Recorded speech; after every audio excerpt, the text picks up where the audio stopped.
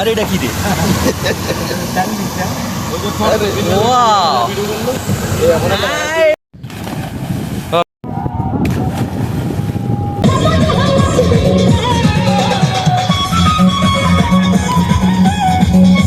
Wow, সেই video. Wow, সেই body. লঙ্গি খুললো কেমনে? আয় উড়াইবেন তো উড়াইবা কই যাও? করাও। হেই! আসসালামু আলাইকুম এভরিওয়ান, কেমন আছেন সবাই? আশা করি সবাই ভালো আছেন। আরেকটি নতুন ভিডিওতে আপনাদেরকে স্বাগতম। আর আজকে পবিত্র জুম্মার দিন, সবাইকে জানাচ্ছি জুম্মা মোবারক। তো আজকে সকালবেলা আমাদের নদীতে যাওয়ার কথা ছিল, কিন্তু বিভিন্ন ব্যস্ততার কারণে, আবার আমাদের বাগিনার বার্থডে থাকার কারণে তো আজকে আর যাওয়া হয় নাই নদীতে। তো পরে চিন্তা করলাম দুপুরে বাগিনার বার্থডেতে অংশগ্রহণ করার পরে দুপুরের খাওয়া দাওয়া শেষ করে তারপর চিন্তা ভাবনা করলাম একটু আজকে নদীতে যাই, ঘুরতে যাই। তো নদীতে যাওয়ার সময় আজকে দেখলাম এই যে এটা সরকারি ডেজার, আমাদের এখান থেকে সরকারিভাবে বালু উত্তোলন করা হচ্ছে। তো সরকারি টাকায় আপনার অল্প খরচে যে যার যার মতো যার যার জায়গা ভরে নিচ্ছে আর কি। তো প্রথমেই আমরা চলে গেলাম আপনার কদমতলী সিএনজি স্টেশনে, চলে আসলাম আর কি। তো চলে আসার পর যেটা হলো আর কি, আমাদের মাইনুদ্দিন ভাইয়ের প্রকৃতির ডাকে সাড়া দিয়েছে আর কি। মাইনুদ্দিন ভাইয়ের প্রকৃতির ডাক দিয়েছে, যার কারণে মাইনুদ্দিন ভাই, মানে আমরা ওয়াশরুম খুঁজেছিলাম। তো দোকানদারকে বললাম ওয়াশরুম কোথায়, তো উনি ওয়াশরুম দেখাই দিল। তারপরে কি করার, ওয়াশরুমে মাইনুদ্দিন ভাইকে পাঠালাম। তারপরে মাইনুদ্দিন ভাইয়ের যেখানে ওয়াশরুম ওইখানে আসলে দেখতেছিলাম আমরা নদীতে যে ব্লক আছে, মানে নদীর পার আমাদের এখানে যে ভেঙে যায়, কারণ বড় বড় লঞ্চ স্টিমার আপনার আমাদের এখান দিয়ে যখন চলাচল করে, তো আপনার মাটি ভেঙে যায়, মাটি ভেঙে ভেঙে আস্তে আস্তে আপনার প্রায় লোকালয়ে আইসা পড়ে। তো এখানে অনেক চাষি আছে যাদের আপনার এই জায়গা ভেঙে আপনার অনেকে অনেক ফসল চাষ করে, ওই ফসল চলে যায়, অনেকের ঘরবাড়ি ভেঙে যায়। যার কারণে আপনার সরকারিভাবে এখানে আপনার ব্লক তৈরি করা হয় আর কি। এই ব্লকগুলো এখানে বানানোর পরে তারপর বড় বড় জাহাজ, তারপরে ট্রাক দিয়ে আপনার এগুলা নদীতে ফেলা হবে আর কি। তো আমি যেটা করছি আজকে, প্রথমে যাইয়েই আপনার, মানে কেউ বুঝতেই পারে নাই যে আমি পানিতে লাফ দিব। আমরা তো মূলত গেছি আপনার ঘুরতে। তো আমার আসলে পানি দেখা মানে গোসল করতে ইচ্ছা করছে, যার কারণে আমি মানে কারোর সাথে কোনো কথা না বলেই সাডেন আপনার আমি পানিতে লাফ দিয়ে ফেলি।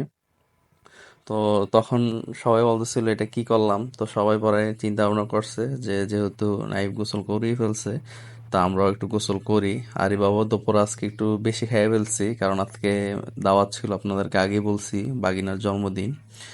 অনেক এতিম বাচ্চা আপনার এনে বাগিনার জন্মদিন উদযাপন করা হয়েছে আর কি। আমরা কোনো কেক অথবা মোমবাতি দিয়ে জন্মদিন পালন করিনি।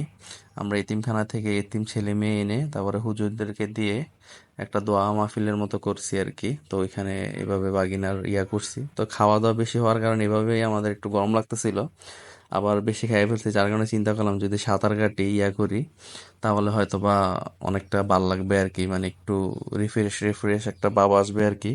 আর আমাদের এই কদমতলী সাইডের এখানকার পানি অনেক স্বচ্ছ থাকে, মানে আপনার কি বলবো, যারা আসলে এখানে আসছে তারাই বলতে পারবে, এখানকার পানি অনেক স্বচ্ছ থাকে। এখানে সবসময় মানুষ গোসল করে। আর ওই পাশে আপনার এখানে ওই যে গুদারাঘাট বলে, যেটা রাস্তা নদীর ওই পারটাকে, এই পার হলো কদমতলী আর ওই পার গুদারাঘাট, যে যার কারণে এখানে মানুষ যাতায়াত করে আর কি, মানুষ পারাপার হয়। এখানে কয়েকটা ট্রলার আছে, যে ট্রলারগুলো দ্বারা আপনার মানুষ প্রত্যেক পার জনপ্রতি আপনার 10 টাকা দিয়ে আপনার এই নদী পারাপার হয় আর কি। তো এইখানে আসলে অনেক মানুষ গোসল করে আপনার, কিন্তু আমরা গেছি তো আপনার জুমার পরে, তখন তো আসলে মানুষ এখানে যারা গোসল করা তারা সকালে গোসল করে ফেলছে, যার কারণে আমরা জায়গাটা খুব খালি পাইছি। এই দেখেন মানুষ এখানে অনেক দাঁড়ায় আছে ট্রলারের জন্য। এই যে ট্রলার আসছে ওই পার থেকে লোক নিয়ে আসছে, তো এই পারে নামানোর পরে আবার এই পার থেকে আপনার লোকজন মানে নিয়ে এই পারের, তারপরে আবার আপনার ওই পারে যাবে আর কি। তো এরকম সারাদিন চলতেই থাকে আর কি। এই নদীর জন্য আসলে তাদের একটু অসুবিধাই হয় আসলে, এই ট্রলার ছাড়া তো চলার কোনো ওয়ে নেই।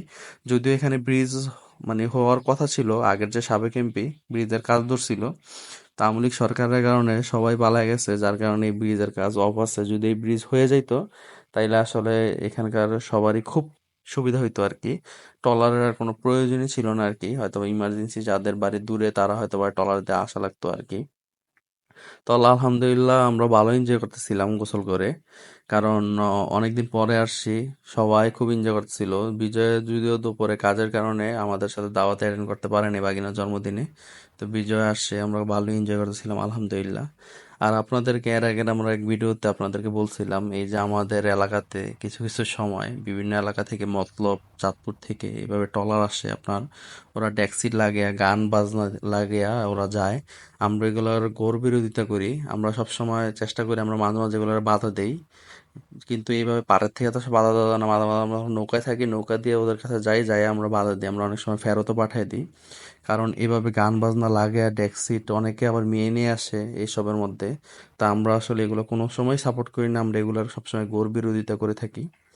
তারপরে আমরা যখন গোসল শেষ প্রায় চলে যাব, তখন দেখি আমাদের এই এলাকার ছোট পোলাপান অনেক বড় ঘুড়ি নিয়ে এসে। এত বড় ঘুড়ি আমি এর আগে দেখিনি। আমিও অনেক ঘুড়ি উড়াইছি, কিন্তু এত বড় ঘুড়ি এর আগে দেখিনি, বিশেষ করে আমাদের এই সাইডে এই এলাকায়।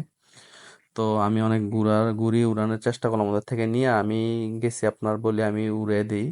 কিন্তু আসলে এইখানে যেটা হয়েছে বাতাস কম থাকার কারণে যে আসলে ঘুড়িটি উড়ে নেয় আর কি। এগুলো মূলত অনেক বড় মাঠে এগুলো উড়ানো লাগে,